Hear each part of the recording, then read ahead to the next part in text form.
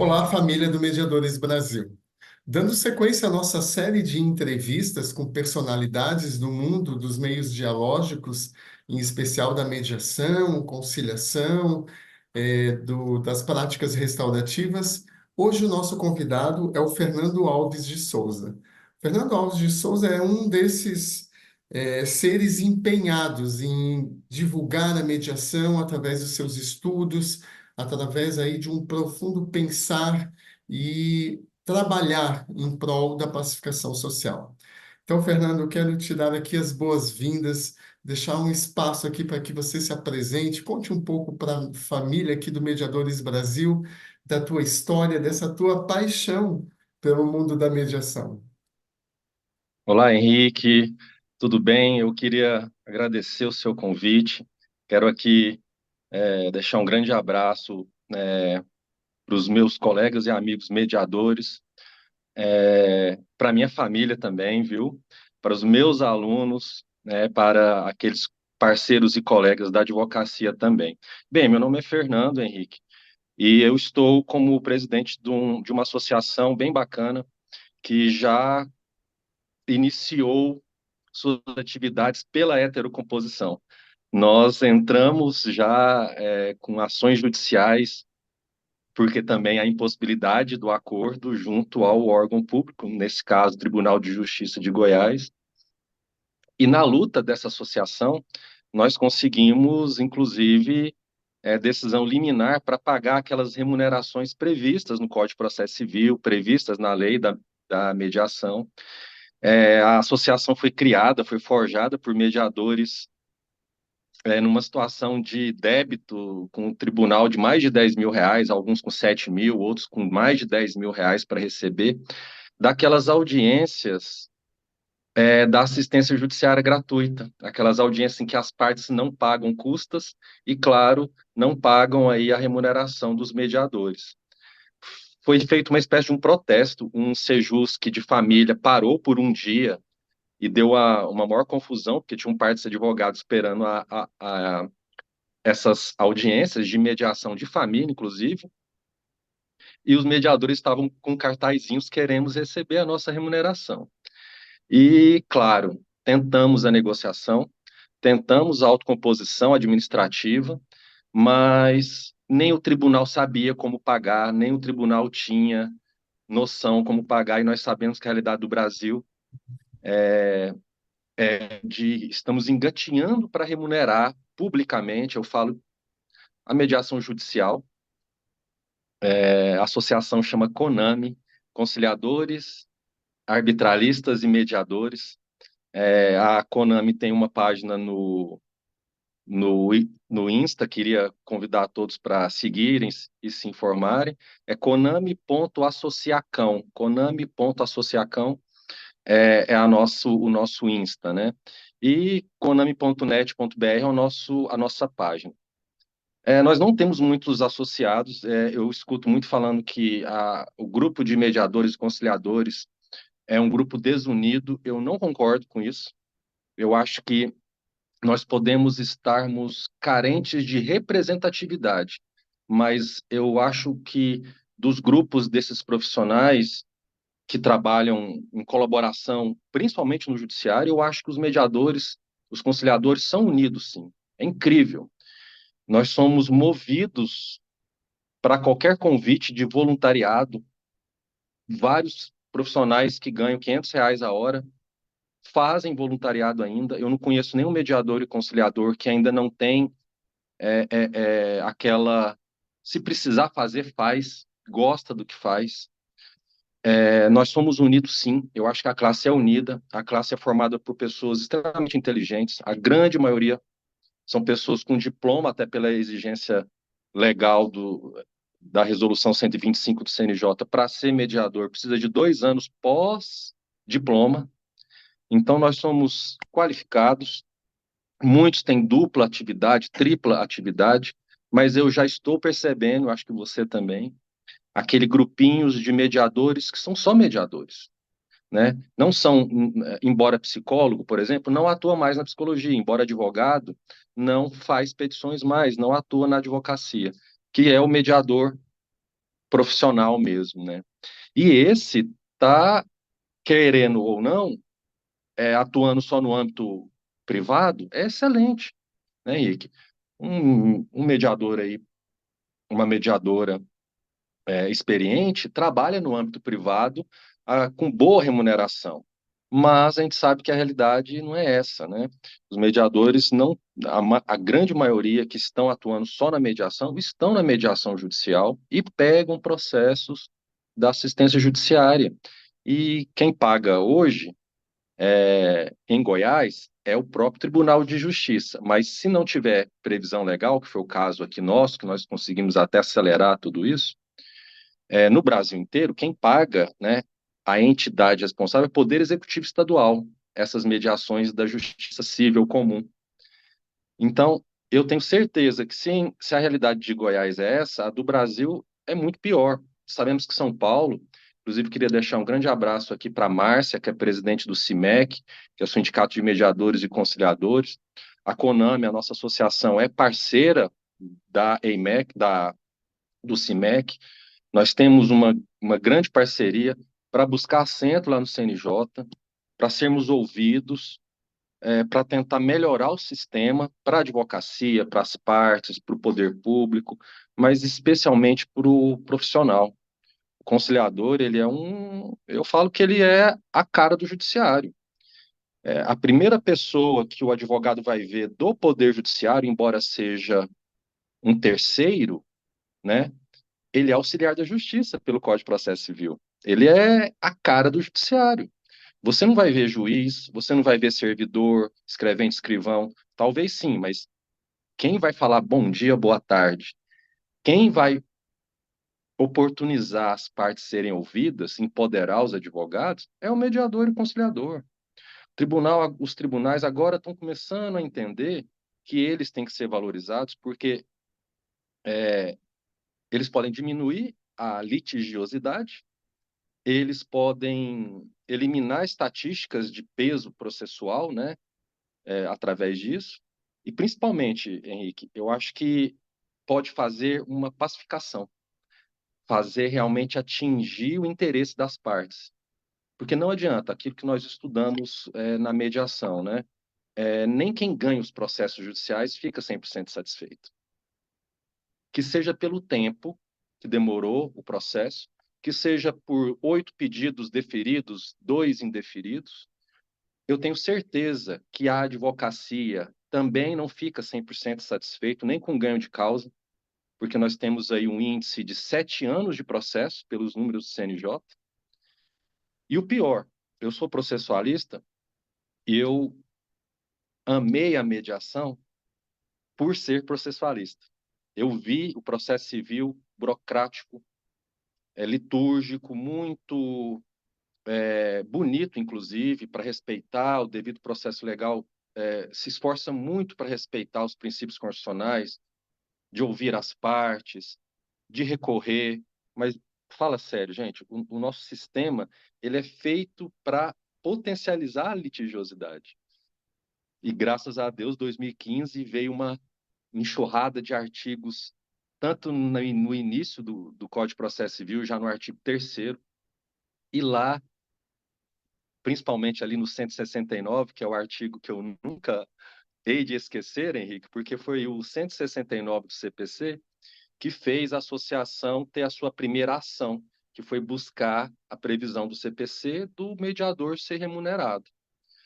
Então, assim, essa vida nossa de mediador, de conciliador, é muito difícil, porque nós estamos trabalhando com algo extremamente nobre. Eu acho que é talvez da nobreza do próprio judiciário. A justiça é nobre, mas dentro do próprio judiciário, o conciliador ele se presta a algo de uma relevância social enorme, sabe? Eu acho que nós transformamos as partes, finalizando um processo, nós transformamos as partes. E eu digo mais, nós transformamos os advogados também.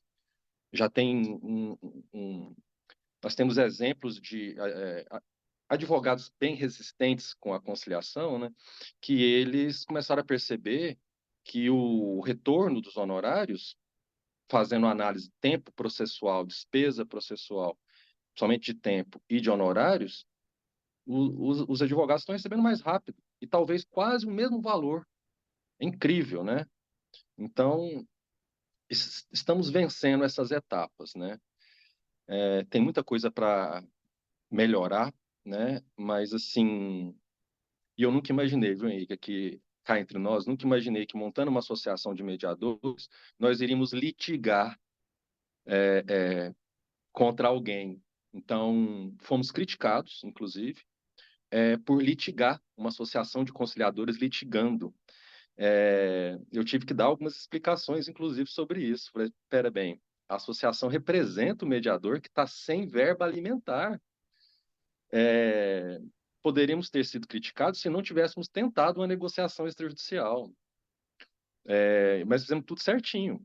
Tentamos, né? Não há previsão nessas ações, nesse tipo, contra o Estado, de uma audiência de mediação para sentar o procurador estadual e nós, mas ainda assim, contra a previsão legal que diz que em casos que não há audiência, a audiência não ocorre. Ainda assim, nós pedimos uma audiência só para ficar registrado na petição inicial, né? Mas a juíza não marcou e não deveria marcar mesmo, né? Mas eu nunca imaginei que iríamos montar uma associação de pacificadores para ingressar com a ação judicial. Mas foi necessário, viu? Não tinha outra saída, né? Nossa, Fernando, você trouxe aqui já de largada assim uma série de assuntos muito importantes aí para todos nós que transitamos no mundo da mediação. E eu vou então fazer aqui um recorte para a gente aprofundar num desses tantos pontos importantes, que é o da remuneração, já que você colocou luz sobre isso. Fernando, todos nós sabemos que para se formar um bom mediador, há necessidade de capacitações, de aquisições de livros, ou seja, há necessidade de aportes materiais importantes. E nesse sentido, a gente não tem visto aí, justamente como você trazia, políticas públicas um pouco mais empenhadas. Ainda são muito tímidas as políticas públicas no sentido da remuneração do mediador judicial. A pergunta que eu te faço é, na tua opinião, Fernando, é, qual a necessidade que nós temos de maiores avanços nesse sentido para fortalecermos, então, a função do mediador, o trabalho do mediador? Excelente pergunta, Henrique. Olha que interessante. Eu tenho, na minha mente, quando você fala isso, eu já penso em uma questão: acabar com o voluntariado. Em Brasília, o voluntariado é regra e, na grande maioria do país, ainda é forte o voluntariado. Como eu disse, até o mediador privado que ganha, às vezes, R$ 1.000, R$ 500 a hora da sessão, dependendo do convite para ser voluntário, ele ainda aceita. É do espírito, do nosso espírito, trabalhar dessa forma, né? Mas eu acho que o mediador, o conciliador, tem que parar de se achar herói. Nós somos seres humanos e nós temos contas para pagar, e, como eu disse, vários pararam de advogar, vários não estão clinicando na psicologia, outros são profissionais de áreas que não dá para parar e voltar, teria que fazer cursos para ter uma outra atividade. Enfim, eu vejo o mediador como um profissional semelhante ao perito, como o próprio CPC dita que ele é auxiliar da justiça. Eu vejo ele como perito. O perito faz proposta de honorários, as partes aceitam ou não, o juiz estipula o valor. Então eu vejo no futuro, talvez com alteração da lei processual, talvez podemos atingir um nível, como já acontece quando o juiz nomeia um mediador privado específico, inclusive aquele mediador fora dos quadros do tribunal previstos no 168 do CPC. O 168 do CPC fala que as partes podem escolher qualquer mediador e qualquer câmara de mediação fora do tribunal, cadastrada ou não pelo tribunal. Mas eu vejo proposta de honorários do mediador sendo analisado pelas partes, ideias de uma pré-mediação. Então, eu vejo isso caminhando dessa forma. tratando o voluntariado apenas para aqueles mediadores que têm horas para cumprir. Eu sou a favor do voluntariado para mediador que precisa de horas para o seu certificado. Eu acho que tem que acabar inclusive tem na previsão legal que a mediação pode ser um trabalho gratuito. Também dificilmente tiraremos isso do CPC, é a cultura que tem que mudar. Esse é um ponto. Esses são dois pontos, né? Eu vejo, Henrique, também a questão da capacitação. Eu acho que o mediador, ele tem que se dar o valor, mas ele tem que ser, né, aquela imagem que fica uma remuneração indiscutível, né? Se olha para a pessoa não faz nenhum discurso de abertura.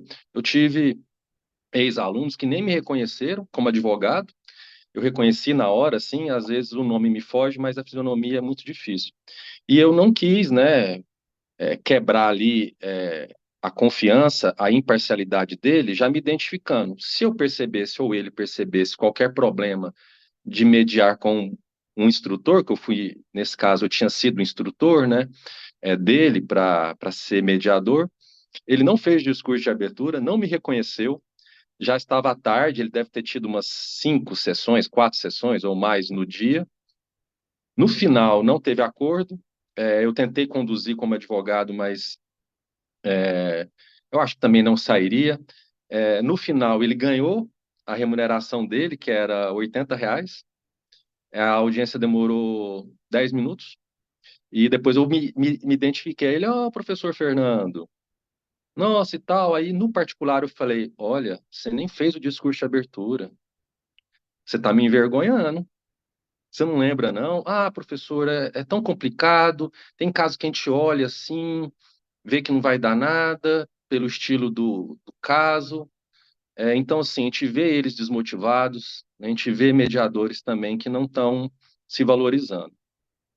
Se valoriza, faz a capacitação, vamos tentar nos unir mais para buscar, se for o caso, adequações das resoluções do CNJ, peticionar em processo administrativo nos tribunais, pedindo atualização da tabela da remuneração, já com previsão de correção automática pelo IPCA, algo que corrige o valor, sem precisar ficar um valor de 5 anos atrás, o valor está sendo corrigido todo ano, né? A tabela aumenta sozinha. É um trabalho que eu acho que demanda aí várias frentes, sabe, Henrique?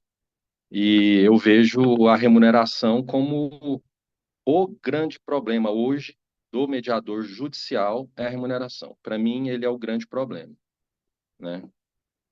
Importante, importante conversarmos sobre isso, fundamental olharmos para isso e conversarmos enquanto mediadores sobre o que queremos, né, e o que pretendemos na mediação. Concordo com você que talvez uma das formas mais autênticas de enfraquecer o Instituto é justamente o trabalho voluntariado. E nesse sentido, eu vou te perguntar, quais são, então, você falou aqui, né, e que eu ratifico essa questão do voluntariado, mas quais são outros comportamentos que nós, mediadores, podemos ter, ou ações que nós podemos adotar, Fernando, no teu olhar, para que a gente possa fortalecer o atual cenário da mediação no Brasil. Nós temos um campo muito fértil. Todavia, ainda percebemos, e pelo menos esse é o meu olhar, que ainda patinamos muito para que a mediação ganhe o seu devido espaço, para que ela se alastre e para que, sobretudo, ela se torne parte da cultura do brasileiro. Então, o que que nós, profissionais que atuamos na mediação, em especial mediadores, podemos fazer para fortalecer eh, a mediação no nosso país? Nossa, que pergunta potente, viu, Henrique? Eu penso sobre isso quase todos os dias, mas não com essa sabedoria sua de uma pergunta aberta, boa de ser respondida, viu? Mas olha, eu vejo com muita clareza que para fortalecer, não tem outro caminho, na minha visão, senão o caminho do conhecimento. Então, eu acho que nós temos que fazer. Nós estamos fazendo, inclusive dentro do CNJ, uma leitura nacional da realidade dos tribunais e trazendo ao máximo, não é mais difícil esses levantamentos no campo privado, porque inclusive tem câmaras que não têm site, tem câmaras que funcionam e ainda não tem um site, e atuam inclusive na arbitragem. Tem câmaras não cadastradas nos tribunais. Agora, o levantamento da mediação judicial nós conseguimos fazer. Não está pronto, mas a gente quer saber a realidade de cada tribunal. Como cada tribunal paga? Paga? Não paga? Qual que é o valor da hora? Então, eu acho que a informação é conhecimento, e o conhecimento é o primeiro caminho, na minha opinião, que a gente conseguiria debater esse assunto com o CNJ, principalmente com o CNJ e com os tribunais. A realidade da Justiça Federal é uma realidade totalmente diferenciada. Então, a Justiça Trabalhista, não só pela legislação, mas pela prática de uma conciliação que eu vejo muito mal feita, na Justiça Federal também. A Justiça Federal comum é um judiciário que atua de uma forma diferenciada. Você tem uma ideia, Henrique? Pegando só um detalhe da Justiça Federal, há pouco tempo atrás, nós tínhamos mutirões de conciliações da Caixa Econômica, às vezes até do INSS, em que eles batiam sino, como se fosse venda de pacote turístico, vendas de imobiliária, né? Eles batiam sino, e nós sabemos que é um gatilho, que eu também quero bater meu sino. Então, várias pessoas estavam fazendo acordos sem condição de pagar, porque, uai, tá todo mundo batendo sino, eu também quero bater meu sino, né? Então, E como, né, Fernando, tem desculpa te interromper aqui, e como se o objetivo vontade. da mediação fosse celebrar o acordo, né? E é uma opinião sua que eu já tenho te acompanhado já, Henrique, você já tocou nesse assunto. A função da mediação não é o acordo. A função da mediação é o resgate da comunicação entre as partes, que pode gerar múltiplos acordos no futuro, com ou sem advogado, que pode gerar um conhecimento pessoal das suas próprias fragilidades, gera empatia. Isso não tem preço, não tem preço. Nós sabemos que isso é a solução do conflito sociológico, que juiz nenhum consegue colocar num dispositivo de uma sentença. Um pedido de desculpas, um abraço. Então, a mediação ela atinge as pessoas, né, no íntimo, que a advocacia e judiciário nenhum consegue atingir. E falando de conhecimento, que talvez seja a grande potência para resgatarmos aí uma representatividade, sermos ouvidos pelos órgãos públicos, né? Eu acho que temos que ter também conhecimento legal e técnico. Por quê? Já temos lei da mediação, já temos Código de Processo Civil desde 2015, que fica claríssimo a relevância do mediador e conciliador, e ninguém briga com isso. E ninguém pega a letra fria da lei e usa ela de maneira indiscutível. Tanto é que nas ações judiciais que nós acabamos tendo que demandar, teve liminar em 2 dias, porque é indiscutível. Tem lei orçamentária, previsão legal, tem que pagar, tem que pagar. É, é, eu acho que nós precisamos desse conhecimento legal e técnico também. E, para finalizar, precisamos desse conhecimento internacional também, Henrique. Eu acho que nós temos direito comparado enorme, nós temos tantos países avançadíssimos na mediação. Eu acho que a obrigatoriedade da Argentina é um exemplo para algumas coisas do Brasil. Nós temos Grécia, Turquia, viraram a chave, colocaram a mediação como regra obrigatória em quase todos os tipos de processo em massa. Não tem petição inicial, claro, respeitando a tutela de urgência. Não tem petição inicial sem tentativa prévia de mediação. Então, olha para você ver, tanto que o mercado é potente.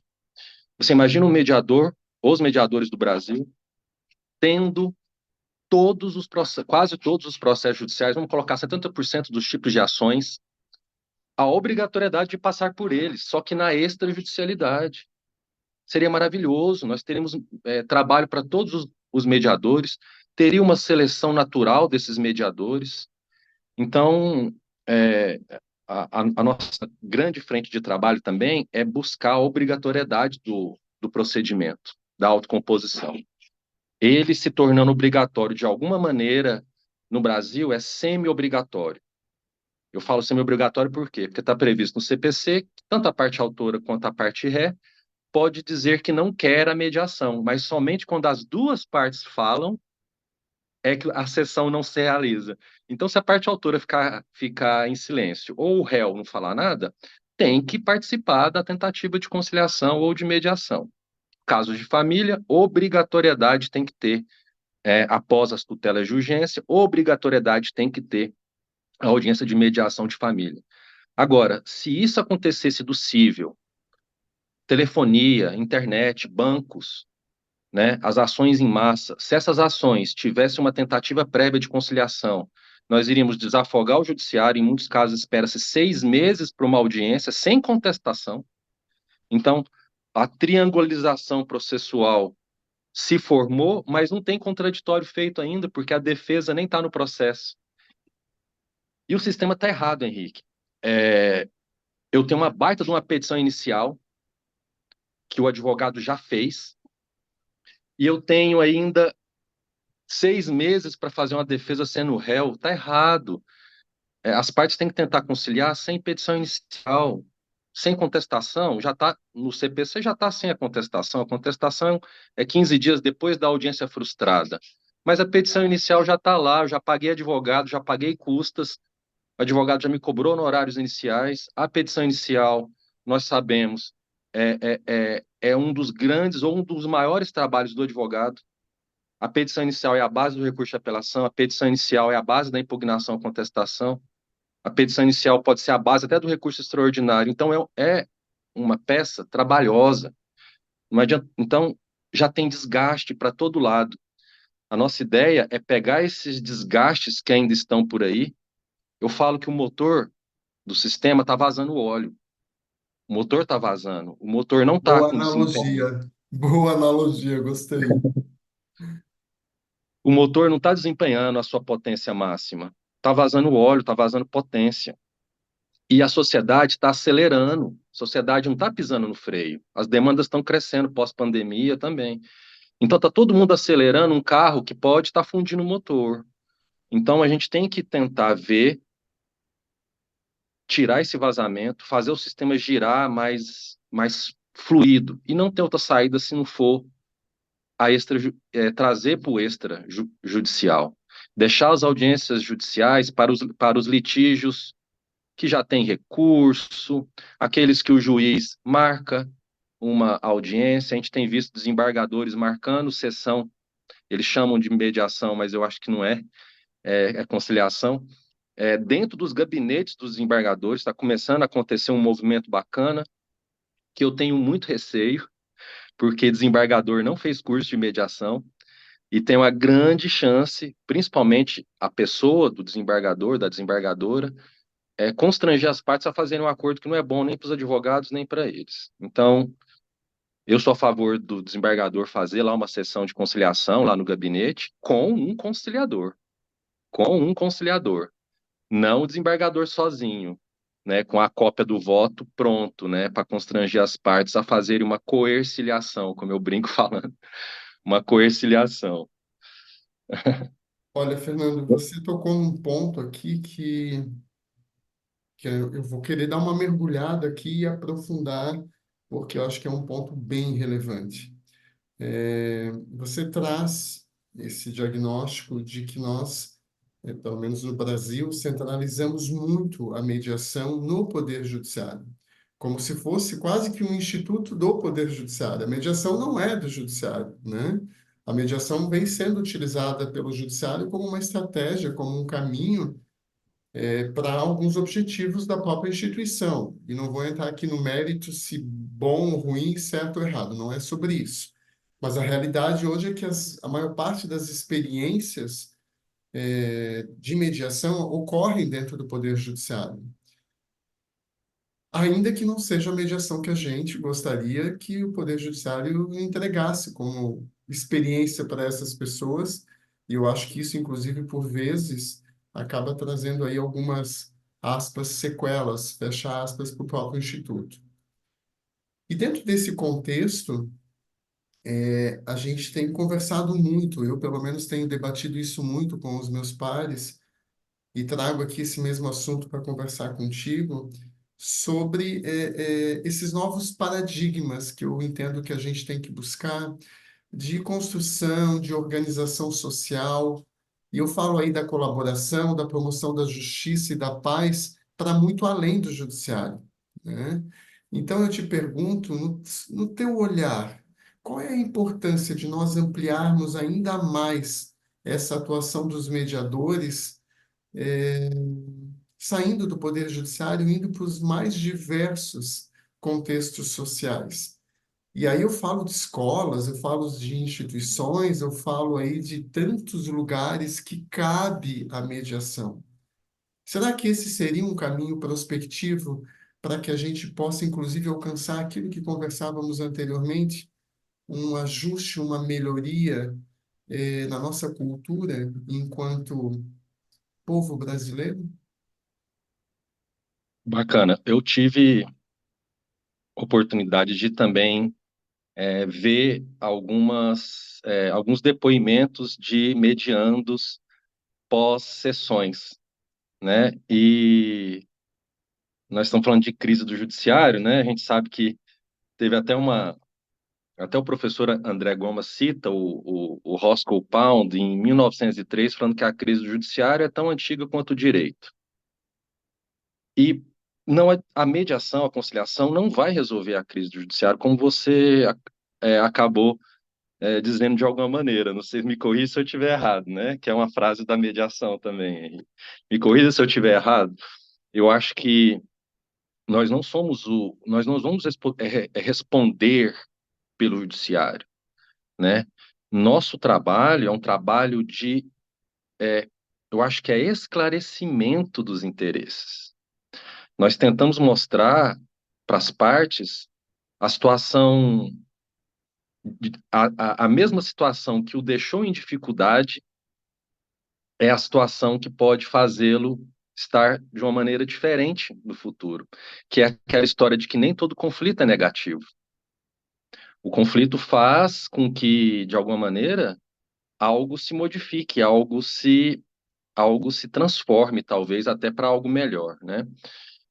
Os casos de família são clássicos. Há muitas famílias que a separação, o divórcio, é o melhor caminho, gera mais felicidade, talvez seja essa palavra.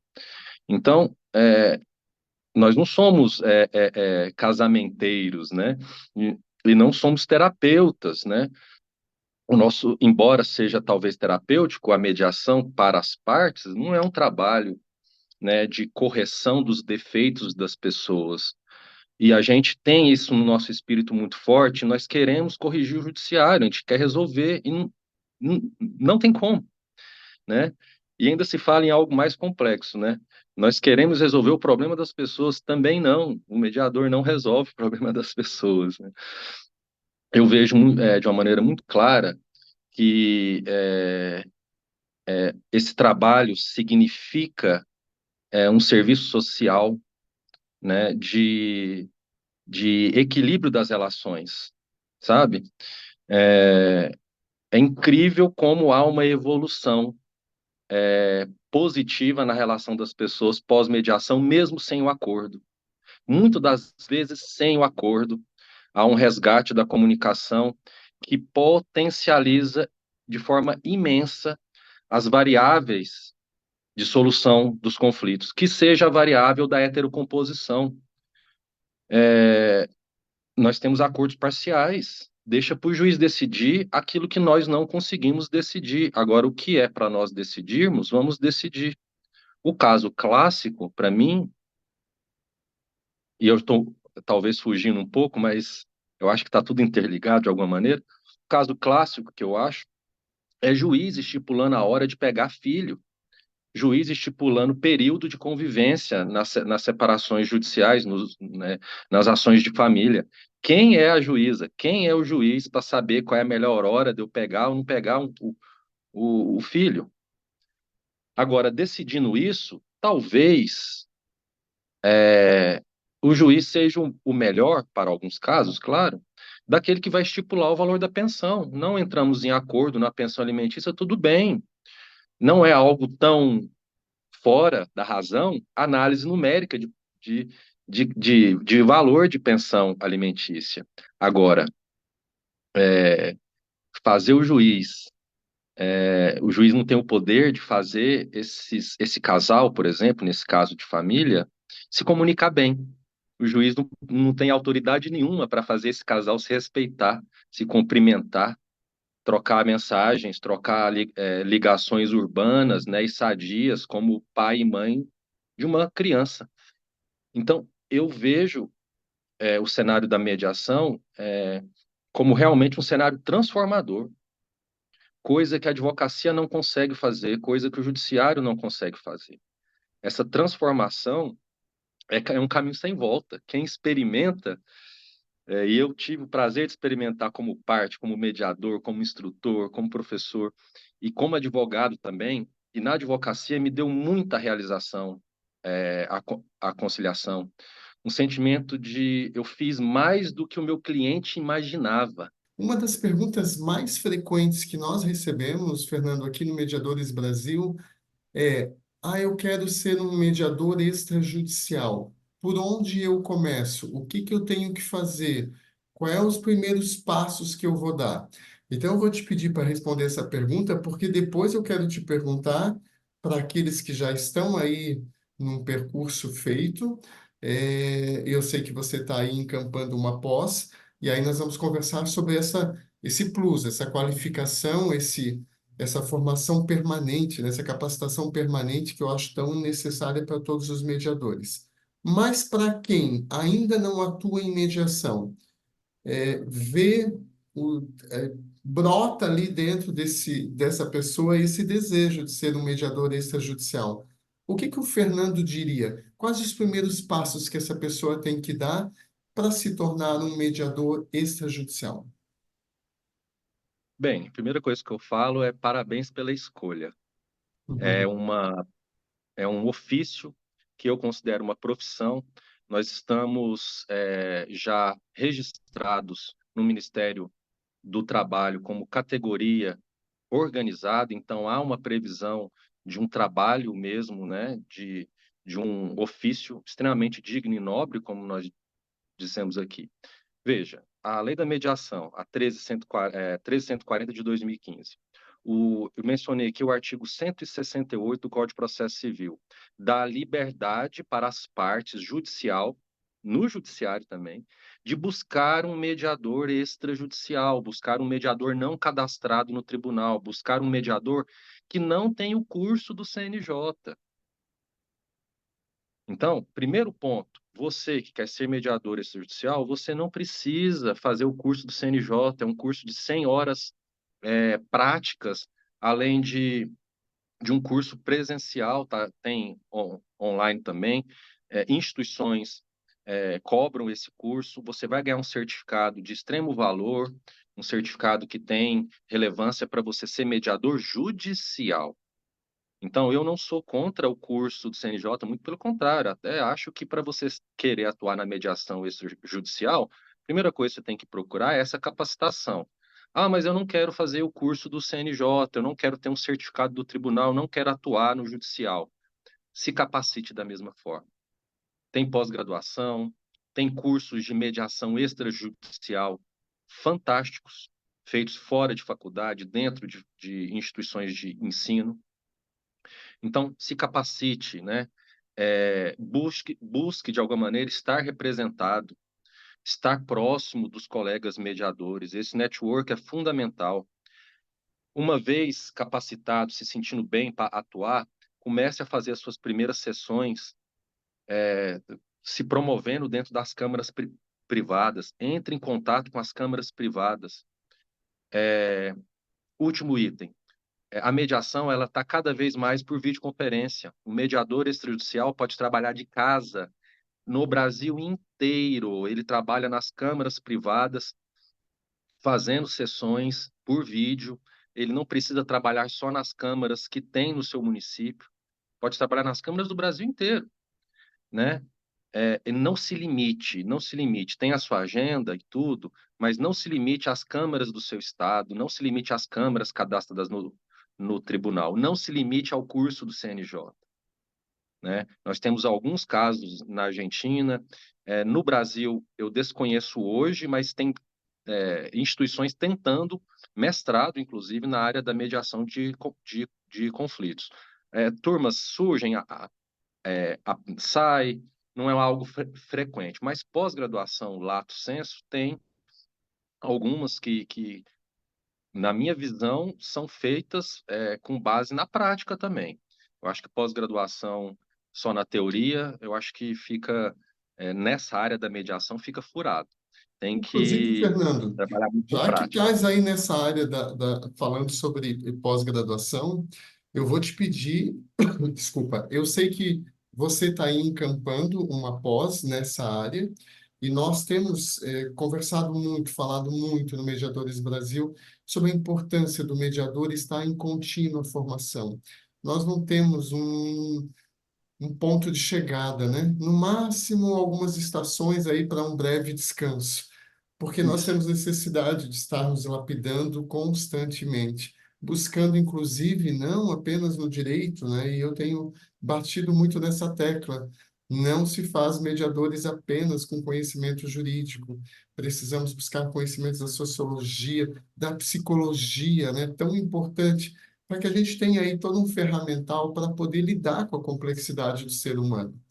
E eu sei que você está envolto aí, envolvido numa pós, e eu gostaria que você contasse um pouco para a gente sobre esse projeto, como que funciona essa pós, qual é o tempo de duração dela, porque eventualmente aqui pessoas da família do Mediadores Brasil que nos acompanham estão procurando uma pós, e aí podem ter aí então essas importantes informações suas. Então fique muito à vontade por espaço aí, utilizar esse canal para comentar um pouco conosco desse trabalho. Bom, Henrique, eu te agradeço. Eu acho que para a área do conhecimento, é, eu divulgo pós-graduações que eu não faço parte, se for algo que eu gosto também, eu te agradeço esse espaço. Olha, pessoal, a FAC Unicamps, facunicamps.edu.br, o campus com PS, Unicamps PS, facunicamps.edu.br, está com uma pós-graduação na área da negociação, mediação, conciliação e arbitragem, com foco também no direito processual civil. Então, é uma pós-graduação do CPC que leva para mediação e vai lá na arbitragem também. Então, é uma pós-graduação para aqueles processualistas, é uma pós-graduação para aqueles conciliadores mediadores, é uma pós-graduação para o arbitralista também, que é uma grande personalidade da solução extrajudicial dos conflitos, né? Fui convidado para ser professor, quero aqui mandar um grande abraço para a professora Débora, que é a coordenadora da FAC Unicamps. Eu vou deixar o telefone, é 3091, é 62 o DDD. A faculdade fica em Goiânia, no setor Coimbra. A pós será híbrida, então temos possibilidade de alunos à distância, mas também teremos aula presencial. O DDD é 62 3091 6600, 3091 6600, e dentro da página facunicamps.edu.br você vai ter lá as informações dos valores, do tempo do curso, né?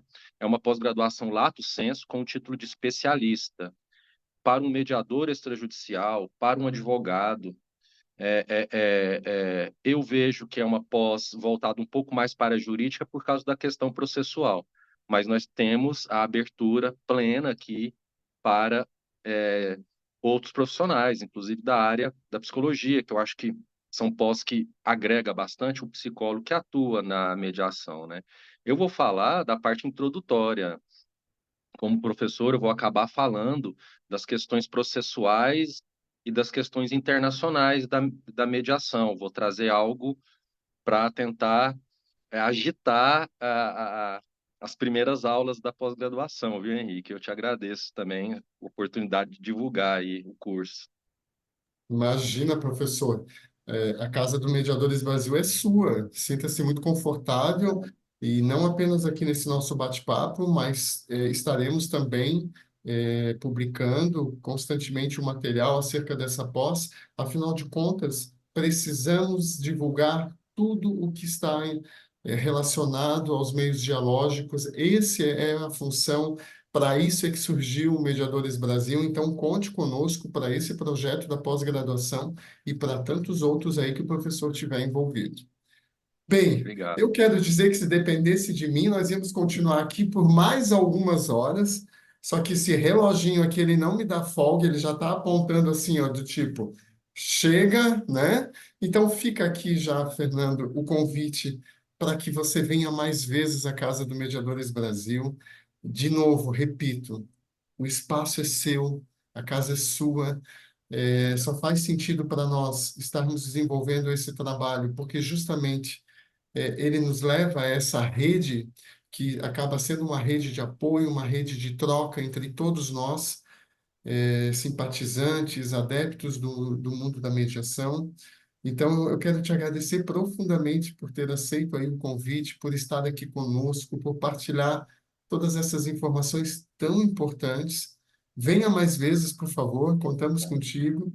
E passo então aí para as tuas considerações finais. Henrique, eu quero te agradecer, agradecer você, os seguidores do Mediadores Brasil, nossos colegas mediadores e conciliadores. Quero agradecer essa oportunidade, porque são temas que nós temos que sempre estar conversando. Trata-se da realidade da solução dos conflitos, né, no mundo, né, não é só no Brasil. Nós estamos em períodos aí de afloramento de falhas de comunicação no mundo inteiro, né? Nós estamos com verborragias de representantes, nós estamos com guerras de cunho religioso, territorial, político e econômico, e nesse momento de tanta inquietação, eu vejo cada vez mais que o homem ele não consegue viver só mesmo, né? E ele prefere é, disputar, ele prefere brigar, guerrear, mas ele não pela escolha ele não fica só. E isso já, né, de Aristóteles, né, que um homem não consegue viver só, seria só um deus, né, ou um tolo, né?